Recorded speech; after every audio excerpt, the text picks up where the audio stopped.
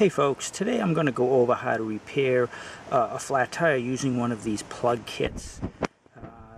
It's not too complicated and it's real handy to have. It can get you out of a lot of jams. This is something you can use at home or on the road even. I've been known to do that a few times. Got me out of a few jams, like I said.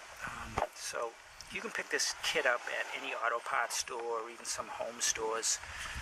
They will carry it in their automotive section. Comes with these plugs, with a gauge, some rubber cement, which you can see has been used. Also, not was it in the kit, but it does come with this tool, which is a reaming tool, and another tool that is used to insert the plug. Okay, and it does have some instructions. The instructions were kind of limited. I'll hold the camera over it and maybe you can get a screenshot and you can kind of read down when you have some time. Okay, and I made a note here. They didn't talk about applying the cement, and you need to apply the cement at that point. They omitted it for whatever reasons. Okay, now we're going to look at a tire that went flat on me and see if we can find where the leak is. Okay, here is the tire. I just put some air in it, so it has about 25-30 pounds of air in it. And just do some common sense things. Just listen for some hissing. Don't hear any hissing noises. Doesn't sound like it's leaking, so it's a slow leak. Now we're going to just look over the treaded area and just look for a nail or a screw or something that might be stuck in it.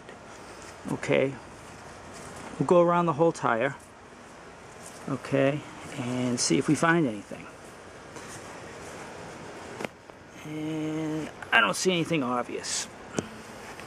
So the next thing we want to do is we'll put it in some water. Okay, so I'm going to fill up a tub of water and put it in there, and if there's a leak, it will show up with air bubbles. The nice thing about that method is you can check the stem. Often your valve stem may be leaking, the valve may have gone, or it could be leaking around the seal around the rim. And if that's the case, we'll have to take it to a tire shop and have them remove it. They'll remove any rust or corrosion on the sealing surface and then remount it. Hopefully that's not the case, and I can show you how to use the plug kit if we can find a leak somewhere on the tread. Okay, if your leak is here on the sidewall, you're usually out of luck. It's usually not repairable, at least not safely, and you're going to have to get a new tire. Okay, we're going to put it in some water and see if we can find some air bubbles. Okay, I have this tub and I filled it up with water. I put a few bricks in there so I don't have to use as much water to take up some space. And you can see I have the water level up to here, and the stem is totally submerged in water. And there are no air bubbles, so it doesn't look like that's where the air is leaking from. And I'm just looking around both sides. You want to look around all sides and see if any air bubbles are coming out. And it doesn't look like there are. Okay, so we're just going to slowly turn the wheel until we find something. Okay, and just keep looking. Okay, I think we found our leak. You can see some air bubbles coming out right there. Alright, so the culprit's right around there. We're going to take note where that might be. Maybe right around the E on the Michelin. Okay, so we're going to pull the tire out and see if we can find anything.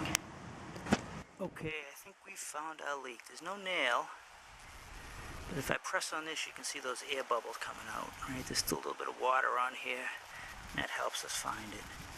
Doesn't look like there's a nail in there or any piece of metal. It may have fallen out. So what we're going to do is get our plug kit and patch that up. Okay, now, so per our instructions, what I'm going to do is ream that hole with this reaming tool. I'm going to run this in there up and down a few times just to clean it out. And that will prepare it for our plug. What I did was I